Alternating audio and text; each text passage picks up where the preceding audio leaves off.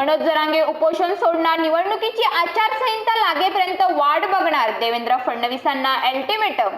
Team इंडियाचे कानपूरमध्ये जोरदार स्वागत, रोहित शर्मा विराट कोहलीने वेधलं चाहत्यांचं लक्ष। राज्यात परतीच्या पावसाचा धुमाकूळ, पिकांना मोठा फटका, तर अमित शहांच्या महाराष्ट्र दौऱ्यावरही पावसाचे सावट।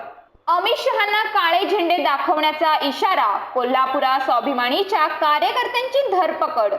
तर बाजार मुनगे म्हणतात उद्धव ठाकरेंना खतम करा, पवार साहेबांना खतम करा, हिम्मत असेल तर येऊन तर बघा, उद्धव ठाकरेंचं चॅलेंज।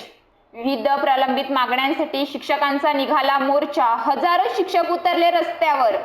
लातूरकरांना खुश खबर, मांजरा धरण भरले, नदीकाठच्या गावांना सतर्कतेचा इशारा। सोन्याच्या दरात मोठी उसळी, मुंबई 77,500 रुपये प्रति 10 ग्रॅमचा भाव। तर सांगली जिल्ह्यात सलगच्या पावसाने द्राक्ष शेतीला बसणार मोठा फटका।